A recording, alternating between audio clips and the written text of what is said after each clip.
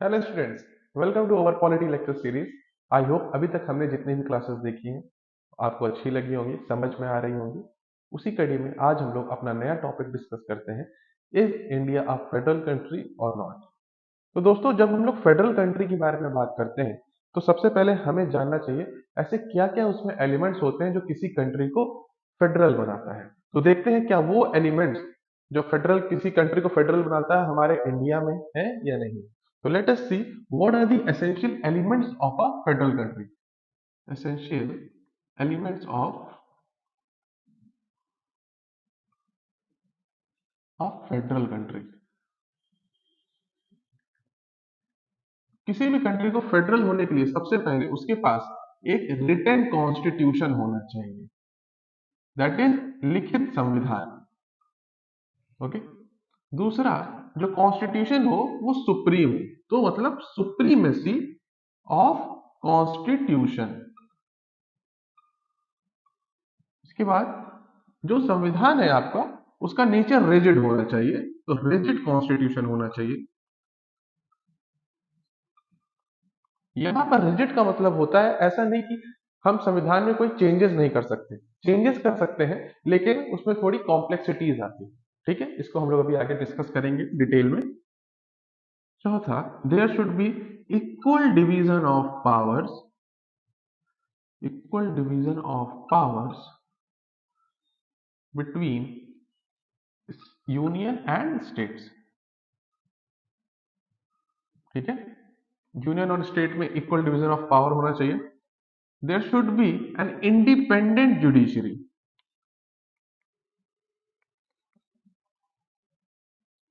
Legislative और executive का interference judiciary में नहीं होना चाहिए। एंड सिक्स, बाइकैमरल लेजिस्लेचर होना चाहिए।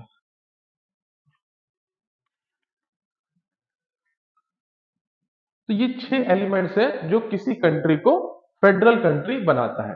तो देखते हैं हम इंडिया में इनमें कौन कौन सी कंडीशन सेटिस्फाई होती है। अगर हम बात करें इंडिया की, तो सबसे पहले रिटन कॉन्स्टिट्यूशन हमारे पास भी है, हमारा कॉन्स्टिट्यूशन भी सुप्रीम है। जब बात करते हैं रिजिड कॉन्स्टिट्यूशन की, तो हाँ, हमारे पास रिजिड कॉन्स्टिट्यूशन कुछ प्रोविजंस है जो रिजिड है और कुछ ऐसे हैं जो फ्लेक्सिबल इन नेचर है। तो हम इसे कह सकते हैं blend of flexibility and rigidity. हमारे पास फ्लेक्सिबल और रिजिड दोनों प्रोविजंस हमारे संविधान में देखने को मिलता है। चौथा जो बात हुई थी, equal division of power between union states. So there is division of powers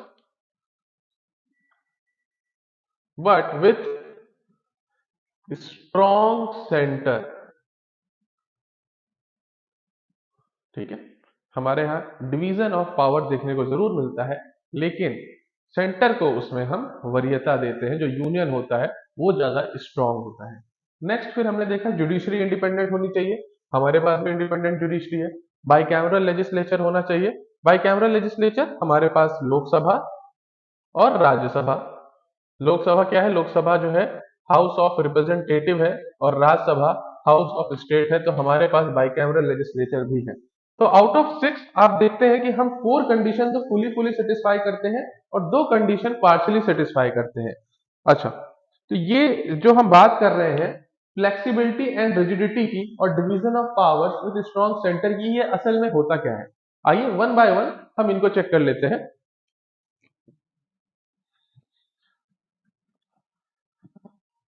सबसे पहले फ्लेक्सिबल।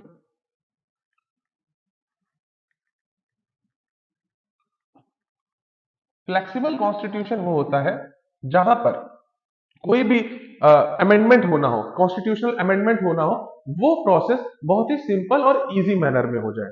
जैसे कि अगर कोई मानिए कॉन्स्टिट्यूशनल अमेंडमेंट बिल, कोई कॉन्स्टिट्यूशनल अमेंडमेंट बिल इंट्रोड्यूस होता है लोकसभा में। ठीक है, तो अब ये लोकसभा में पहले पास होगा, फिर ये जाएगा राज्यसभा में, वहां पास होगा और उसके बाद ये प्रेसिडेंट के पास जाता है और प्रेसिडेंट उसको एसेंट प्रोवाइड कर देता है। फिर ये जो कॉन्स्टिट्यूशनल अमेंडमेंट बिल है ये कॉन्स्टिट्यूशनल अमेंडमेंट एक्ट बन जाता है। So this is a flexible constitution. ये एक फ्लेक्सिबल कॉन्स्टिट्यूशन का एक फीचर है, जहां पर केवल हम देखते हैं union government, that is centre, centre ही इसमें खाली रोल प्ले करता है।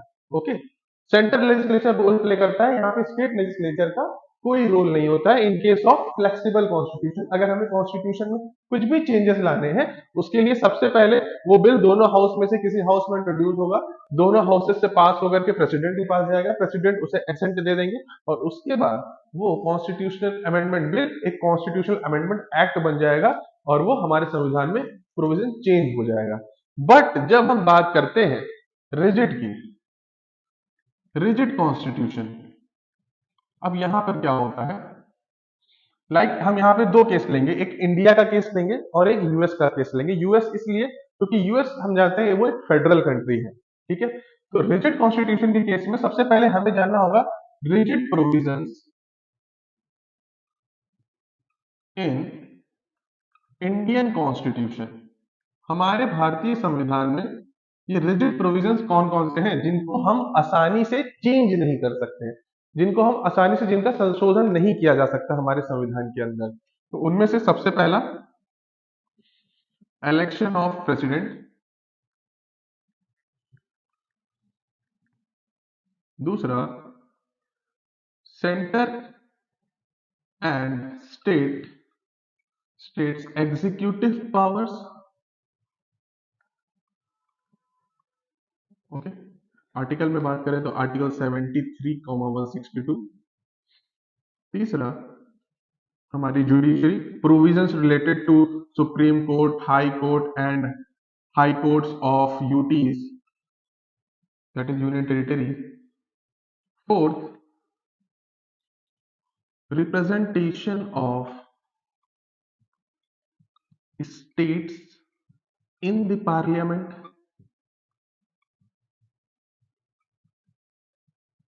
okay, list mentioned under schedule 7 of constitution। हमारे जो शेड्यूल 7 है, शेड्यूल 7 बात करता है तीन लिस्ट, कौन कौन सी, union list, state list and concurrent list. अब यूनियन लिस्ट में जो सब्जेक्ट्स होते हैं उन पर यूनियन गवर्नमेंट रूल्स बनाती है, स्टेट लिस्ट में जो सब्जेक्ट है उस पर स्टेट गवर्नमेंट, और कॉन्करेंट लिस्ट पे दोनों लोग लॉज बना सकते हैं, यूनियन लिस्ट, यूनियन गवर्नमेंट भी और स्टेट गवर्नमेंट भी। ओके, इसके अलावा सेंटर एंड स्टेट रिलेशंस। अब ये सारी चीजें, इनके अलावा जितने भी चीजें और प्रोविजंस है वो सब फ्लेक्सिबल इन नेचर है। सॉरी, इसमें पॉइंट और है आपका जीएसटी काउंसिल भी। Okay, that is article 279A and article 368, that is process of amendment।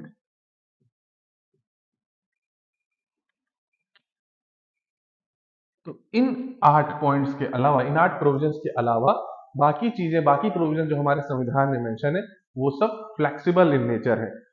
Remaining ये जो 8 है, ये 8 है, इनका नेचर कैसा है, ये है रिजिड प्रोविजंस। अब अगर आपको इनमें चेंजेस लाने हैं, इनमें कुछ अमेंडमेंट करना है, तो उसके लिए क्या करना होगा। अब जब ये जो प्रोविजंस है इनमें अगर आपको चेंज लाना है, तो सबसे पहले जो बिल होगा, bill has to be passed by the parliament and then it has to be approved by 50% of state legislatures। मतलब आपको यहां पार्लियामेंट से तो बिल पास कराना ही कराना है, जैसे आपने फ्लेक्सिबल कॉन्स्टिट्यूशन के केस में देखा। उसके बाद ये हमारे देश के सभी स्टेट लेजिस्लेचर्स में भी जाएगा, जहां अगर उसको 50% से ज्यादा अप्रूवल मिल जाता है, 50% या 50% से ज्यादा, तब ये हमारा रिजिड कॉन्स्टिट्यूशन की जो प्रोविजंस है उनको हम अमेंड कर सकते हैं। अगर 50% से कम हुआ तो हम उसको अमेंड नहीं कर सकते हैं। ये मीन होता है रिजिड प्रोविजन का। ओके, अगर हम यही बात करें यूएस की, इन यूएस जो वहां पे यूएस में अगर हमको कभी भी कोई कॉन्स्टिट्यूशन में चेंजेस लाना है, क्योंकि हमें पता है वो फेडरल कंट्री, दैट मीन्स उसका जो कंप्लीट कॉन्स्टिट्यूशन वो किस नेचर में, रिजिड कॉन्स्टिट्यूशन उसका नेचर है। दैट मीन्स अगर यूएस में कुछ भी संशोधन करना है हमें संविधान में, तो in US it has to be approved by at least 3/4 of the state legislatures.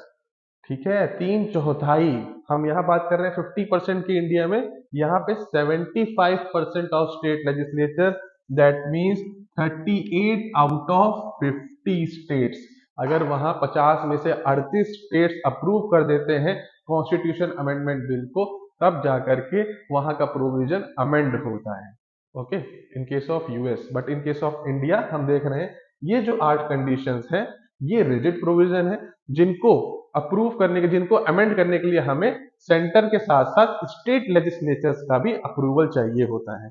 Okay, but maximum portion जो हमारा है वो है फ्लेक्सिबल नेचर का, जहां पर हमारी पार्लियामेंट ही उसमें संशोधन कर देती है, वहां पे स्टेट लेजिस्लेचर्स की अप्रूवल की जरूरत नहीं पड़ती है।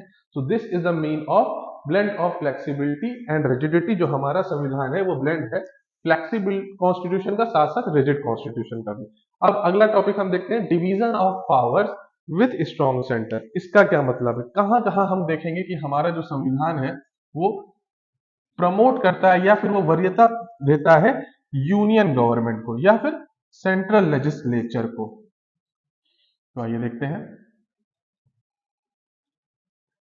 देखिए, हमने बोला division of powers with strong centre. इसके एग्जांपल्स, जैसे सबसे पहला हमारे पास सिंगल सिटीजनशिप है। सिंगल सिटीजनशिप का मतलब कि हम सब भारत के नागरिक हैं, हम अपने प्रदेश के नागरिक नहीं है, हम अपने स्टेट्स के नागरिक नहीं है, हम लोग सिटीजन हैं अपने कंट्री के। That means we have a single citizenship, हम केवल अपने देश के नागरिक हैं। ओके, अनलाइक अगर हम यूएस में देखें, यूएस में क्या होता है, वहां पे डुअल सिटीजनशिप होता है, आप स्टेट के भी नागरिक होते हो साथ साथ देश के भी नागरिक होते हो, बट हमारे यहाँ सिंगल सिटीजनशिप है। ओके, सेकेंडली अगर हम सेकेंड इसमें बात करें, जो आर्टिकल 3 है हमारे संविधान का, article 3 of Indian constitution empowers the central government या central legislature to change or alter the area or boundary of the states। मतलब हम हमारे पार्लियामेंट को ये अधिकार दिया है, संविधान ने ये पावर दी है कि वह किसी भी स्टेट की एरिया और बाउंड्री को चेंज कर सकता है। इसका मतलब जो स्टेट्स हैं वो किन पे डिपेंडेंट हैं, वो डिपेंडेंट है सेंटर पे। स्टेट से परमिशन, स्टेट से नहीं पूछा जाएगा कि आपकी बाउंड्री कितनी हो कितनी नहीं हो, या हम आपकी बाउंड्री और बढ़ा रहे हैं या छोटी कर रहे हैं। वह अपने कन्वीनियंस के आधार पर सेंट्रल लेजिस्लेचर चेंज ला सकता है एरिया और बाउंड्री ऑफ द स्टेट में। इसके अलावा in case of national emergency, in case of national emergency all the powers, या बोलेंगे ऑल द, या इसको ऐसे कह सकते हैं, in case of national emergency division of power is suspended and constitution acts as a unitary constitution। मतलब जो सभी पावर्स हैं कॉन्स्टिट्यूशन की वो सब यूनियन गवर्नमेंट सेंट्रल लेजिस्लेचर के पास चली जाती है। अब उस पे यूनियन गवर्नमेंट चेंजेस लाता है, रूल्स निर्धारित करता है स्टेट से पावर ले ली जाती है। डिवीजन ऑफ पावर जो है वो सस्पेंड हो जाता है। जहां पे हम division of power between state and centre की बात करते हैं वो सस्पेंड हो जाता है in case of national emergency.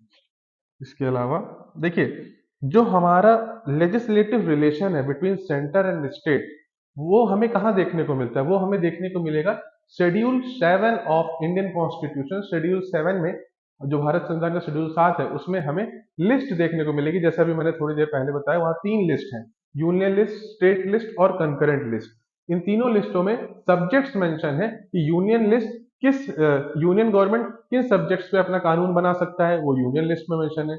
Subjects list में, जो स्टेट लिस्ट में है, उसमें वो सब्जेक्ट्स मेंशन है जिन पर स्टेट गवर्नमेंट कानून बना सकती है, और कंकरेंट लिस्ट में वो सब्जेक्ट्स मेंशन है जिन पर यूनियन और स्टेट दोनों कानून बना सकती है। तो जो हमारा शेड्यूल 7 है, शेड्यूल 7 जो डील करता है सेंटर स्टेट रिलेशन से, दैट मीन्स वहां पे यूनियन लिस्ट है, यूनियन लिस्ट जिसमें हमारी यूनियन गवर्नमेंट में एक लॉज, स्टेट लिस्ट है, स्टेट गवर्नमेंट बनाती है उस पर कानून, और कॉन्करेंट लिस्ट है जहां बोथ सेंटर और यूनियन और स्टेट मेक लॉज। ठीक है। अच्छा, अब देखिए, जब हम बात करते हैं डिवीजन ऑफ पावर की, तो there should be equal division of power. लेकिन जब हम लिस्ट में अपने देखेंगे सब्जेक्ट्स, यूनियन लिस्ट में टोटल 97 सब्जेक्ट्स हैं जो कि सेंटर को मिला हुआ है। स्टेट लिस्ट में वही बात करेंगे तो 66 सब्जेक्ट्स मेंशन है। स्टेट लेजिस्लेचर्स को 66 सब्जेक्ट्स मिले हैं जिन पर वो कानून बना सकते हैं। वहीं कॉन्करेंट लिस्ट की बात की जाए तो यहाँ पे 47 सब्जेक्ट्स हैं जिन पर स्टेट और सेंटर दोनों कानून बना सकते हैं। लेकिन यहाँ पे एक बात और बताएं, अगर कॉन्करेंट लिस्ट में मेंशन जो भी सब्जेक्ट है, अगर मानिए कि किसी एक कॉमन सब्जेक्ट पर दोनों सेंटर और स्टेट लॉ बनाते हैं, तो उस केस में जो सेंटर का कानून है, सेंटर का लॉ है, वो प्रिवेल करेगा, स्टेट का जो कानून है वो कैंसिल हो जाएगा। तो दैट मीन्स कि यहां पर भी वरीयता किसको मिल रही है? यूनियन गवर्नमेंट को, ओके, सेंट्रल लेजिस्लेचर को। इसी तरह ऐसे भी कुछ सब्जेक्ट्स हैं जो कि इन तीनों लिस्ट में नहीं मेंशन है, दैट मीन्स रेसिडुअरी पावर्स। जो रेसिडुअरी पावर है वो भी किसके पास है? वो भी सेंटर के पास है। That means residuary powers belong to the centre. Okay, means वो सब्जेक्ट्स जो इन तीनों लिस्ट में नहीं मेंशन है, वो सब्जेक्ट्स, वो पावर्स किसके पास है? सेंटर। उन पर कौन कानून बना सकता है? सेंटर गवर्नमेंट कानून बना सकती है। ओके, इसके साथ और आगे हम देखें, जो गवर्नर्स होते हैं, governors of state are appointed bye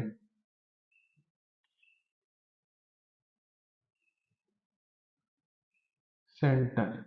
ठीक है, जो स्टेट्स में गवर्नर होते हैं उनको कौन अपॉइंट करता है? उनको भी सेंटर अपॉइंट करता है। और वो किसको रिस्पॉन्सिबल होते हैं? वो स्टेट्स को रिस्पॉन्सिबल नहीं होते हैं, वो स्टेट्स के पीपल को रिस्पॉन्सिबल नहीं होते, वो रिस्पॉन्सिबल होते हैं सेंटर को। Okay, that means centre her state में इंटरफेरेंस रखता है। इवन जो वहां का एग्जीक्यूटिव हेड होता है, जो वहां का हेड होता है, हेड ऑफ स्टेट, गवर्नर, वो भी कौन अपॉइंट करता है? सेंटर अपॉइंट करती है। ओके, इसके अलावा ऑल इंडिया सर्विसेज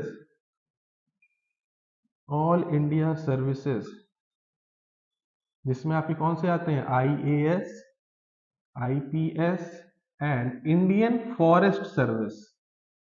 फॉरेन नहीं, फॉरेस्ट सर्विस। तो ये कॉम्प्राइज करती है आपकी ऑल इंडिया सर्विस, जो कि मेंशन है आर्टिकल 312 में, आर्टिकल 312 ऑफ इंडियन कॉन्स्टिट्यूशन।